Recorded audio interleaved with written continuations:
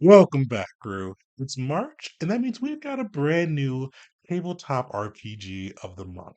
And this one is going to be a fun one. We are diving into Fabula Ultima. I'm still not sure if I pronounced that right, but it's going to be our TTRPG of the month, or I should say TTJRPG of the month for this one.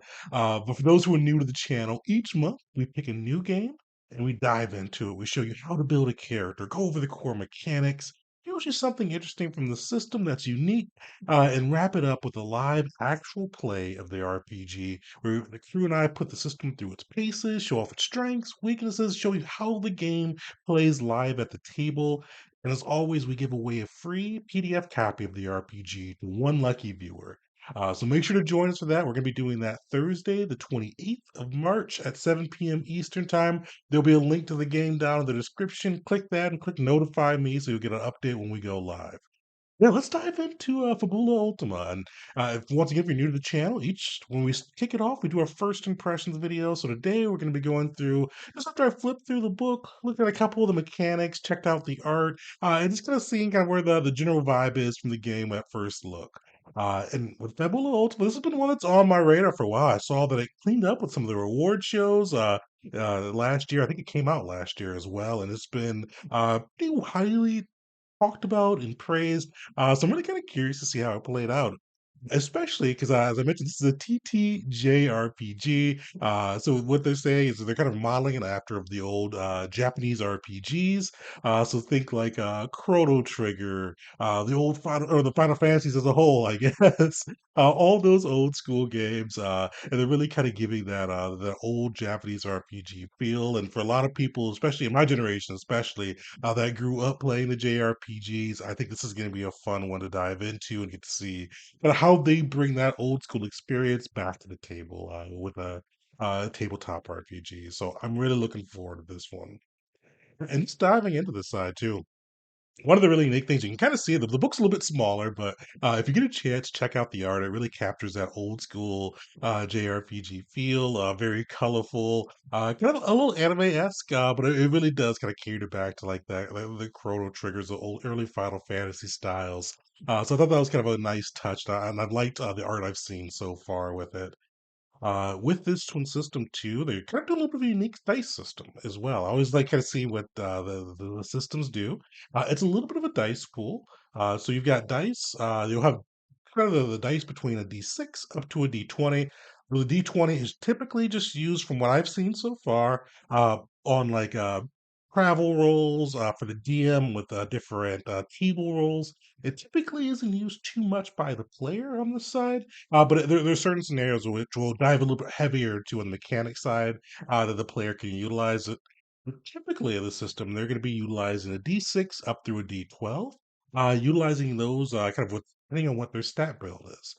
Because each stat with this one will correspond to one of the dice, and whenever you come up with a check, you're going to roll usually a combination of the dice, or a combination of the attributes as your dice pool. We're going to go into that a little more heavily in the mechanics video, but I thought that was just something pretty interesting on that side. I like when the kind of systems make it simple to keep your attribute at the dice level. I feel like that's pretty welcoming for new players. They don't have to kind of guess what modifier or what dice they need to use. They can just kind of roll whatever their stat sheet says. So I'm really looking forward to seeing more of that in the PC build as well as the mechanics build that we'll be getting into throughout March. The other cool thing with this one too, on this side, and also kind of along with the dice system too, the game master sets the difficulty levels, so pretty standard on that side. There seems like there can be some modifiers added too, depending on the circumstances of the role, but nothing too crazy on that side yet. But as I say, we'll take a deeper dive when we get to the mechanics side. The other really cool thing with this one, which I'm really excited to kind of leaf into a little bit more as we build out a sample PC for the game, is that the way to handle classes. So if you played like, we'll pick on Final Fantasy, there's usually a bunch of jobs or classes, depending on what game you're playing and how the system's set up, that could be fit into this kind of concept. And when I say Fabula doesn't disappoint, I was looking through and there seems to be like definitely more than 10 classes. I'll probably say 15, 20. I'll count them before the PC review. But there's a ton of different classes. And the thing that was kind of unique to me on this side is you start the game at level 5. And the system not just encourages you, but requires you to at least multi-class into two, multi-class into a separate class, so you at least have two classes. And you got to build them together to make just different concepts on that side. And I liked how they broke that out too. They give you some of the classic archetypes in there mixed in, so it shows you kind of the mix of different classes you'll need. Like for summoner, I think it was Spiritus 2 and then something else 3. I'm blanking on it now. But I thought that was really cool how they have that. I love to be able to multi-class and really customize out my PCs. So it's really cool that they not only encourage that, but they build it in as the base system.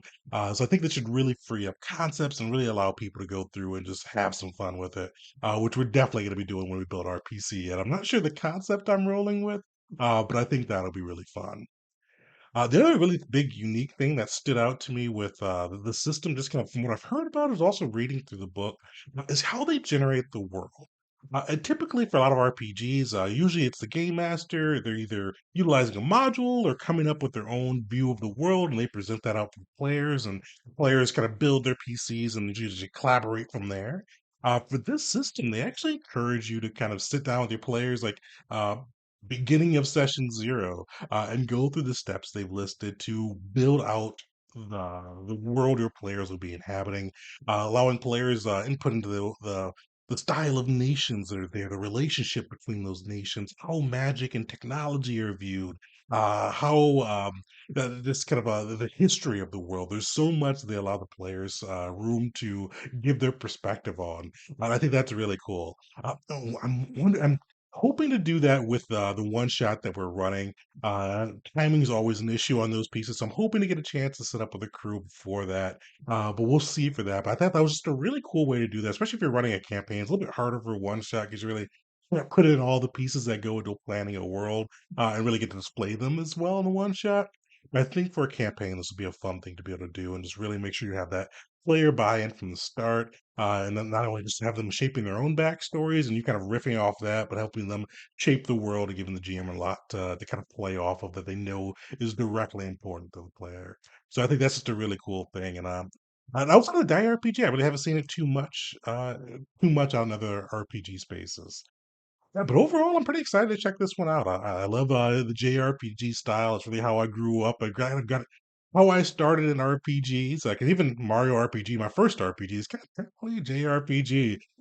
So it's really kind of how I got my starting in the side. So I'm really happy to kind of see that they're kind of reflecting that style out there. And especially since I've been playing a lot of Final Fantasy VII with the remake lately. It just really is a cool timing on this one. So shout out to the Patreons as well as this channel since you guys helped us pick this one as the March game of the month. Yeah, so keep an eye out. Next, either Wednesday or next weekend, we'll be doing a PC build for the Fabula Ultima system. I'm going to be looking through and kind of see what crazy combination of classes we can do for that one. So stay tuned. The week after, we're going to go into mechanics. And I think I might do a whole video too, even if I can't get the crew together for it. I'm going to do it a video on how that world creation system works because I think that's just an interesting piece. It's that could be stolen too for other games and different systems too. So keep an eye out for that. Yeah, shout out in the comments if you played Fabula Ultima, what you like about it, some things we should keep an eye out for as we go through our journey throughout this March. Yeah, and definitely like and subscribe. Till next time.